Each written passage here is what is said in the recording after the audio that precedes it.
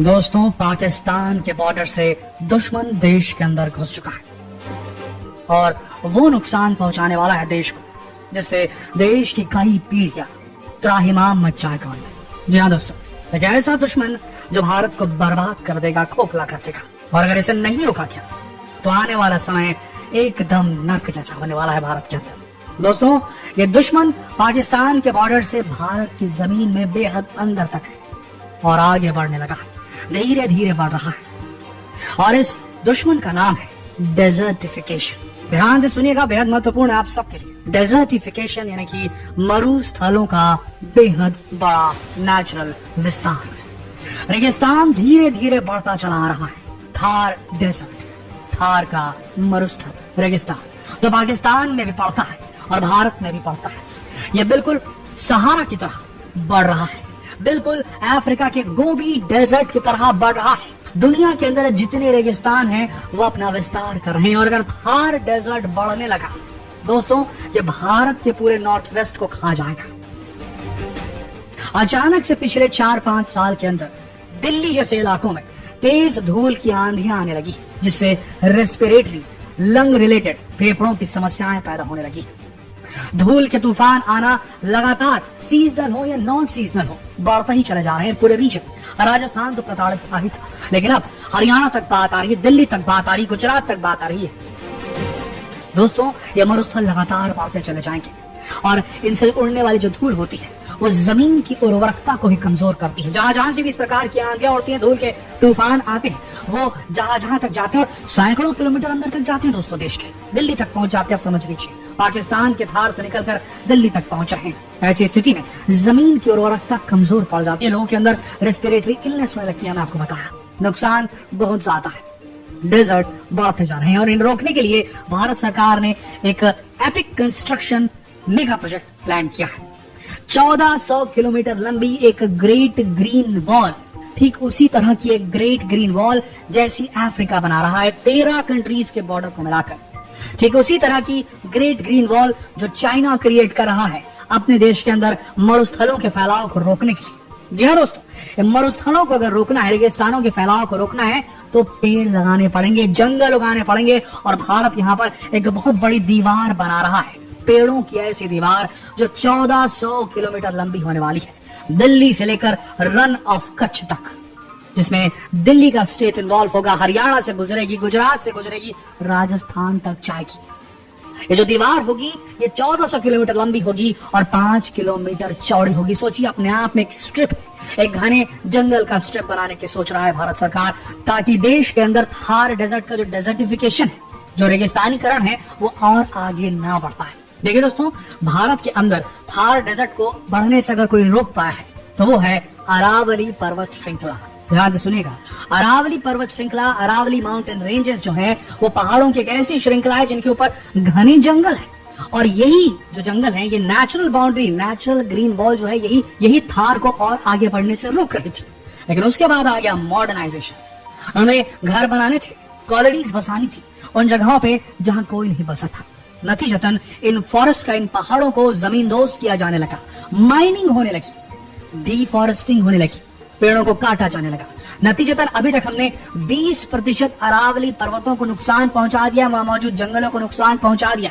अगर अरावली पर्वत खत्म हो गए तो ये नेचुरल ग्रेट ग्रीन बैरियर खत्म हो जाएगा और थार नामक वो दुश्मन, थार नामक वो रेगिस्तान जो है वो दिल्ली तक पहुंच जाएगा। दोस्तों, बहुत लंबा जाएगा, ये दिक्कत बहुत ज्यादा। हालांकि प्रोसेस सैकड़ों सालों के अंतर्गत होगा, लेकिन हर 10 साल में स्थिति पहले से ज्यादा विकट होती चली जा रही, जिससे साफ नजर आता है जिस प्रकार से सहारा डेजर्ट अपने साइज को बढ़ा रहा है, जिस तरीके से गोबी डेजर्ट अपने साइज को बढ़ा रहा है, ठीक उसी तरीके से थार डेजर्ट में बेहद तेज गति से, क्योंकि इधर माइनिंग भी हो रही है।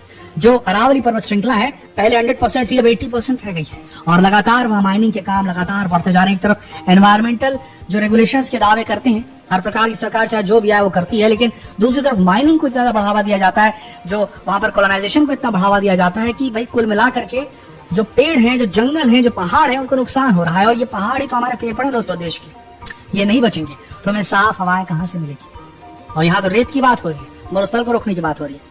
तो दोस्तों, भारत में एक ग्रेट ग्रीन वॉल बनाने की परियोजना शुरुआत होने वाली है। 2019 में इसका अनाउंसमेंट किया गया था, 2023 में इसके ऊपर मुहर लगी है, काम अभी शुरू होना बाकी है। लेकिन ये अगर ये ग्रीन वॉल तैयार हो जाती है तो एक बेहतरीन बफर क्रिएट हो जाएगा थार रेगिस्तान के बढ़ने से रोकने के लिए, और इवन हम रिफॉरेस्टेशन की तरफ बढ़ सकते हैं, थार डेजर्ट को पीछे धकेलने की तरफ बढ़ सकते हैं।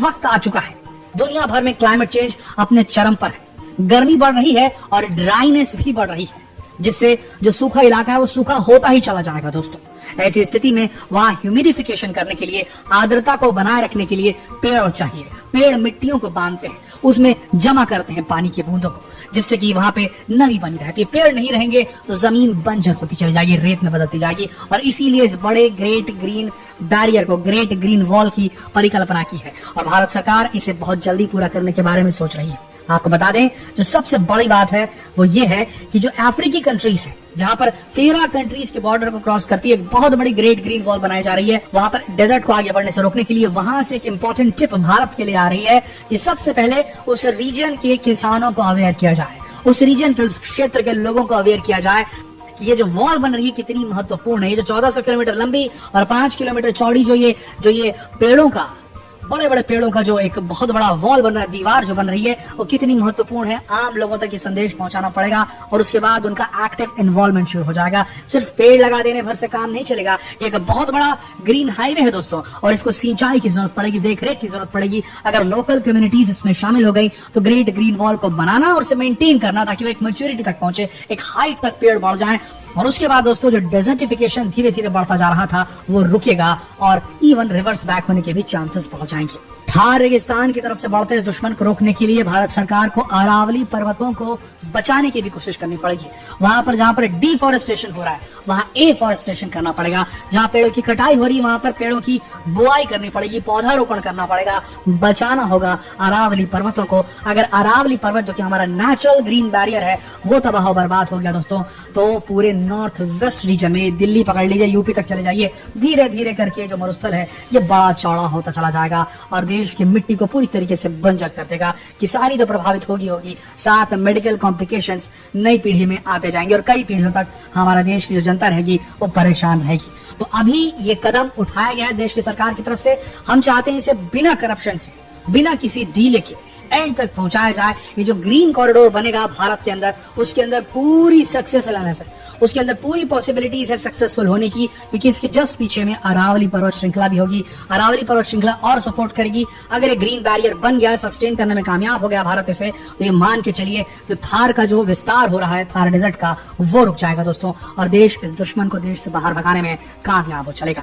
आशा करते हैं इस वीडियो से आपको कोई नई जानकारी मिली होगी। अगर वीडियो आपको पसंद आई तो इसे अपने तक बिल्कुल सीमित न रखें दोस्तों, इसे शेयर करें फेसबुक पर, व्हाट्सएप पर, यूट्यूब पर। जल्द मिलते हैं आपसे अगले वीडियो में, तब तक के लिए आप सबका इस वीडियो के अंत तक बने रहने के लिए दिल से धन्यवाद।